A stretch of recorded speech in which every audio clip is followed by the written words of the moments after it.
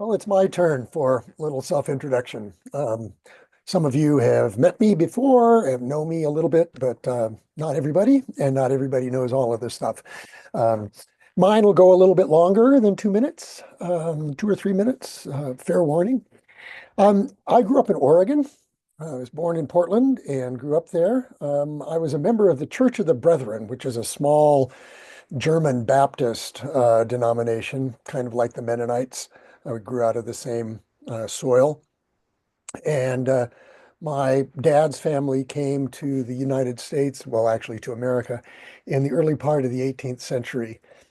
So my family on that side goes back quite a ways. My mom's family came from Sweden in the 19th century. The Brethren Church is pacifist, and so I grew up in that tradition. And but there was only one church in Portland, and I wanted to be with my friends, and so I started going to a church closer to home.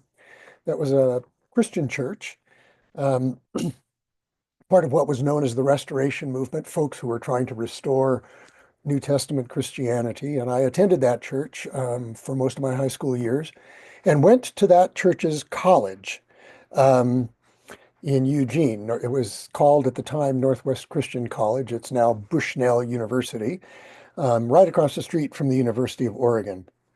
And I had grown to really appreciate much in the Christian church. One thing that was really significant was that they did communion every week, and that made a big impact on me. Well, when I was there in Eugene, I also decided that I was going to get a second degree across the street at the University of Oregon, and there were reasons for that. And so I started doing 2 degrees, and I ended up graduating from both Northwest Christian College and the University of Oregon at the same time. NCC gave me a degree, a Bachelor of Arts in Biblical Studies, and I got a Bachelor of Science in Religious Studies from the University of Oregon. And it was also when I was at NCC that my music professor there said, if you want to do church music, you need to go to the Episcopal Church and check it out because they do music better than anyone else. He was right, maybe, but it certainly made a big impact on me, and that started my voyage into the Episcopal Church.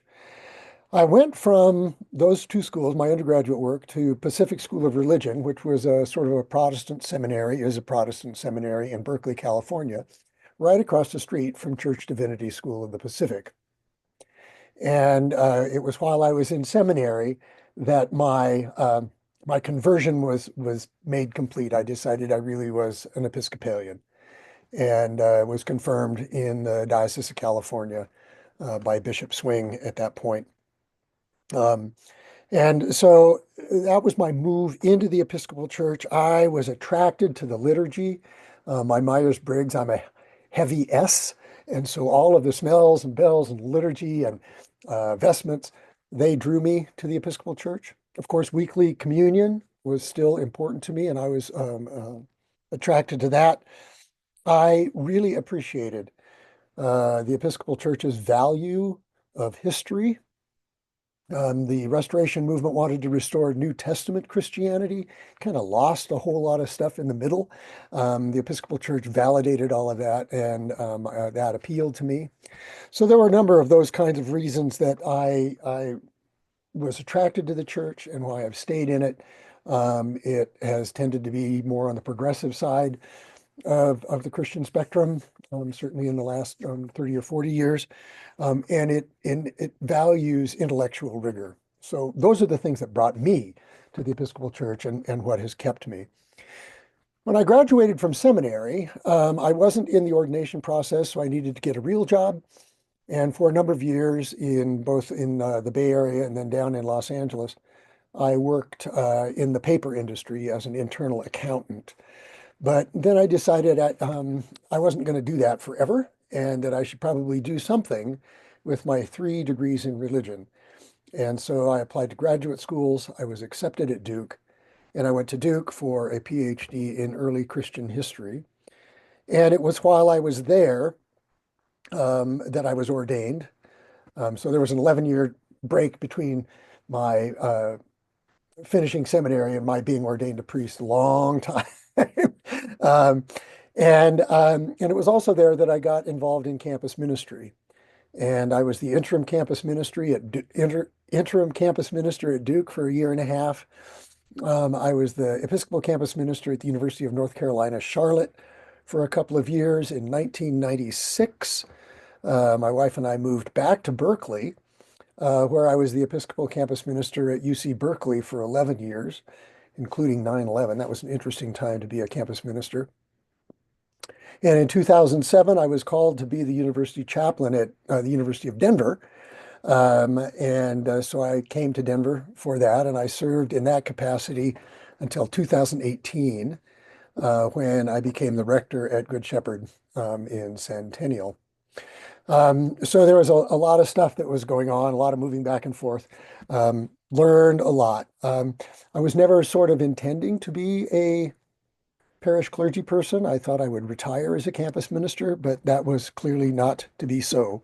In terms of our dreams, my dreams were sort of shaken up at the university, and I'm exercising new ones, which is very fulfilling in many, many ways.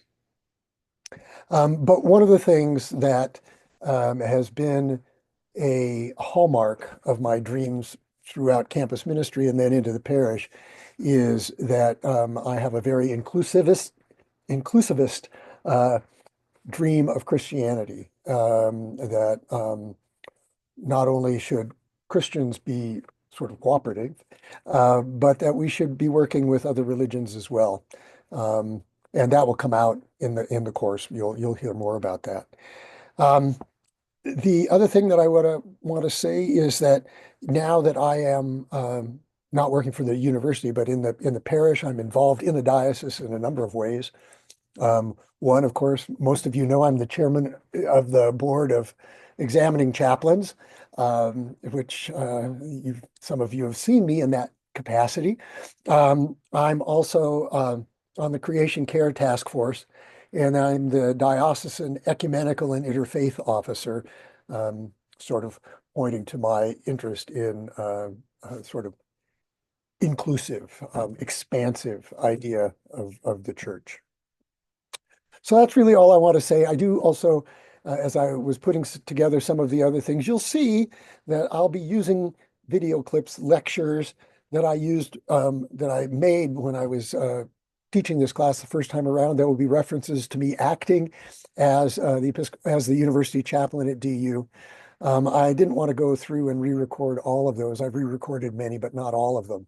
Because I said what I wanted to say. It just had a different context. So anyway, I've enjoyed reading your biographies. I look forward to working with you.